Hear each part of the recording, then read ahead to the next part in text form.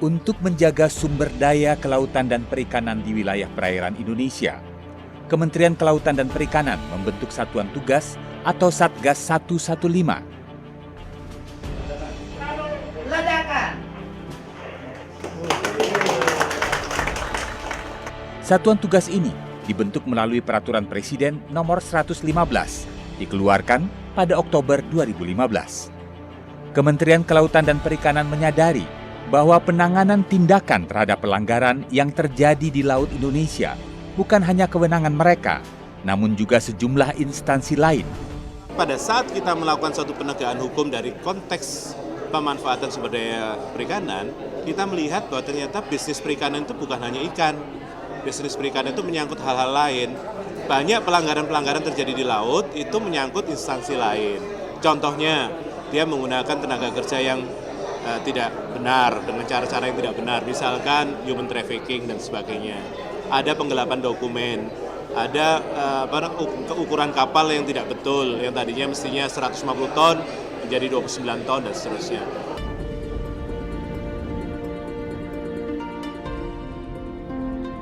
Oleh karena itu, dalam penegakan hukum di perairan Indonesia, Satgas 115 berkoordinasi dengan berbagai instansi dan kementerian. Di antaranya adalah Kepolisian Republik Indonesia, TNI Angkatan Laut, Kejaksaan, serta Badan Keamanan Laut Bakamla.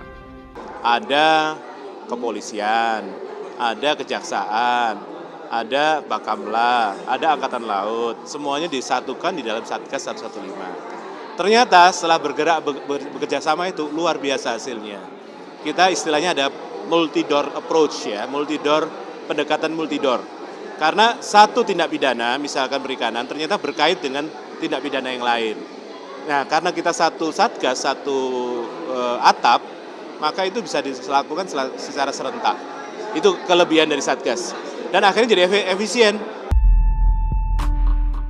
Untuk mencegah terjadinya illegal fishing atau pencurian ikan di perairan Indonesia, Kementerian Kelautan dan Perikanan telah memetakan perairan Indonesia yang rawan praktik pencurian ikan, yaitu Laut Arafura, perairan Bitung, sebelah utara Sulawesi yang berbatasan dengan negara Filipina, juga perairan Morotai dan laut di sebelah utara Papua, seperti Biak dan di Laut Natuna.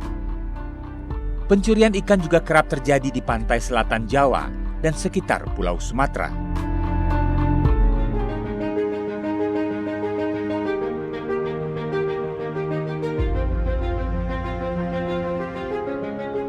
Salah satu kapal pengawas perikanan yang bertugas melakukan patroli adalah Orca 03.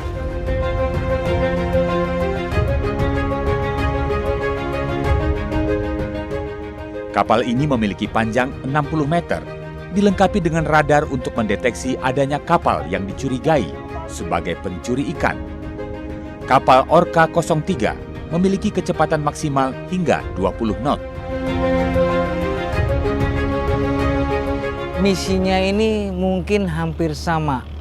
Setiap operasi yang kita lakukan, hari demi hari, tahun demi tahun, kita harus bisa menegakkan hukum, khususnya hukum perikanan ya, hukum di Undang-Undang Perikanan, kita bisa menegakkan hukum dulu agar kita bisa memberantas pertama illegal fishing, terus ya pembinaan terhadap nelayan lokal. Dalam suatu tugas patroli di perairan antara Kalimantan dan Sulawesi, pada awal Oktober 2016, awak Orca 03 menerima informasi dari petugas kontrol di Jakarta bahwa ada kapal yang mencurigakan di perairan utara Sulawesi yang berbatasan dengan Filipina. Setelah didekati, Orca 03 mendapati kapal nelayan Filipina itu sedang memancing ikan tuna di perairan Indonesia. Kapal nelayan Filipina tersebut berjenis penboat dan diawaki oleh 14 orang nelayan.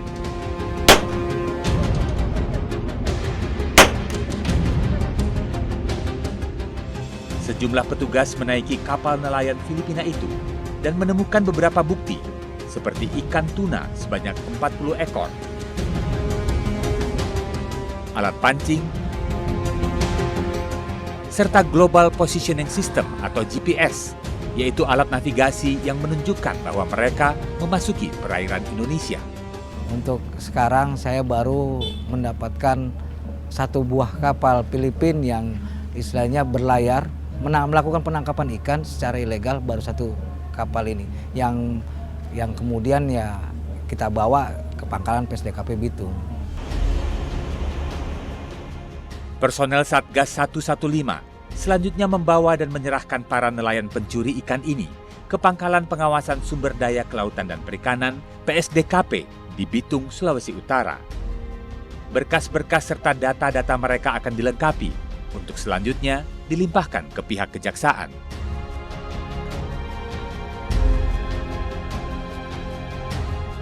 Selama menunggu proses perkara masuk ke pengadilan, para pencuri ikan ini akan ditampung oleh Pangkalan PSDKP Bitung. Mereka akan ditempatkan di asrama bersama dengan nelayan-nelayan lain yang juga melakukan pencurian ikan. Kami punya batas waktu 30 hari untuk melakukan proses penyidikan. Setelah selesai, cukup berkas menjadi satu kesatuan, kita serahkan jaksa untuk dilakukan penelitian. Apabila berkas kami dirasa cukup, nah itu dari jaksa akan menerbitkan namanya P21. Hingga awal Oktober 2016, Satgas 115 telah menenggelamkan 176 kapal ikan pelaku illegal fishing. 3, 2, 1, ledakan.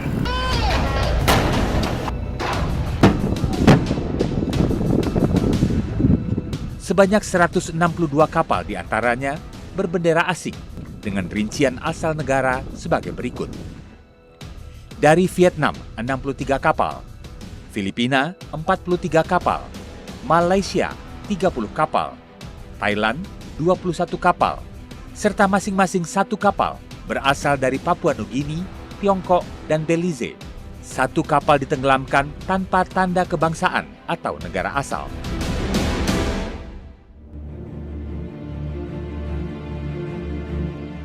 Keberhasilan dan kinerja Satgas 115 mendapat apresiasi nelayan lokal Indonesia. Mereka merasa gembira dan tak lagi kesusahan dalam mencari ikan. Bila sebelumnya mereka mengaku harus pergi ke tengah laut untuk mendapatkan ikan, kini dengan berkurangnya jumlah kapal pencuri ikan, mereka tak perlu ke laut jauh karena persediaan ikan cukup melimpah. Terbantu saja. Terbantu. Yang terbantu dari sisi apanya, Pak? Sekarang kan nelayan ini yang sekarang ini, Pak, kalau ikan-ikannya itu ya sudah banyak-banyak lagi sekarang ini. Kalau sekarang ada yang cuma 2 hari lah, 3 hari ya sudah banyak masuk. Ada teman saya ini yang kapal satu itu, cuma 1 kali setting langsung masuk. Dapatnya berapa banyak tuh sehari? Ya, Berapa ton? 18 ton itu. 18 ton. Iya. Keberadaan Satgas 115 untuk mengamankan perairan Indonesia telah mendatangkan hasil nyata. Efek jera yang ditimbulkan karena rutinnya kegiatan patroli dan upaya penangkapan kapal pencuri ikan telah mendatangkan kebahagiaan bagi masyarakat nelayan Indonesia. Kejayaan maritim Nusantara semakin tergambar nyata dengan kinerja Satgas 115.